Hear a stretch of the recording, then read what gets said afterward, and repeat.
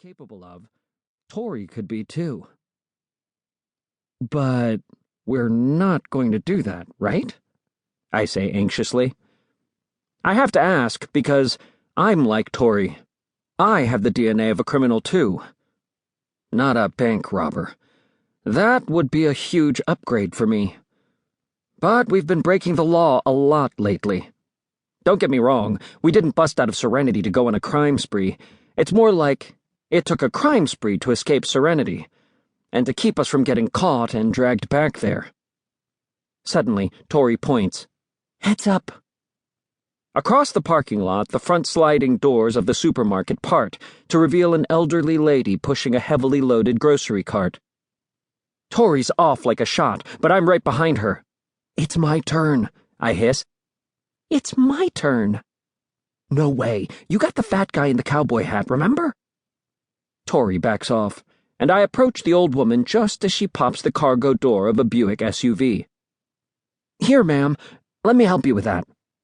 I grab a bag and load it into the back of the Buick. She beams at me. Well, aren't you sweet?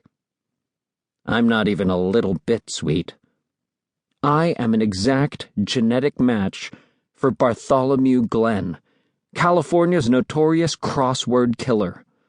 But on a 98-degree day, anyone who carries your parcels counts as sweet. She tips me $1. $1. It would take more than $1's worth of soap and water just to wash the sweat off my pouring, sweltering body. I straggle back to Tori, and we compare our take for the day. $14.50, I announce with a sigh, for 4 hours in a parking lot. That bracelet could get us more, Tori puts in. Then we could afford a hotel room, with real beds, and a bathroom. We're not criminals. We kind of are, she reasons. Just because we're cloned from criminals doesn't mean we did any of the stuff they're in jail for, I insist. That's what Serenity, New Mexico turned out to be. Not an actual town where people live and work and raise their kids, but a front for a twisted experiment called Project Osiris. Basically, the idea of Osiris is nature versus nurture. If you take evil people, raise them in the perfect community, and give them the perfect life, will they still turn out evil because that's their nature? Or will they end up good because that's how you've nurtured them to be?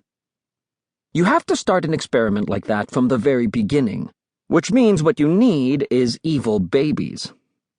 Project Osiris cloned DNA samples from the worst criminal masterminds in the prison system and created us. Exact copies of the scum of the earth. And they raised us as human guinea pigs to see if we could rise above our horrendous genes. There are 11 of us, but only 5 escaped Serenity. One of us already turned out to be a traitor. Thanks to Hector Amani, we were almost recaptured 4 days ago. Tori and I got away by the skin of our teeth. The last we saw of Malik and Amber, they were being washed down whitewater by a brutal current. Even if they survived the river, they would have been in no shape to get away from their pursuers. Our Serenity parents and their hired muscle, who we nicknamed the Purple People Eaters. So it's up to us to stop Project Osiris. As tempting as it is to disappear and try to make new lives for ourselves, we can't turn our backs on the past. 6 of our fellow clones are still under Osiris's thumb, with no idea of the truth about themselves. They're never far from our thoughts. When you grow up in such a tiny, isolated place, the handful of other kids in town are practically your brothers and sisters. It seems impossible.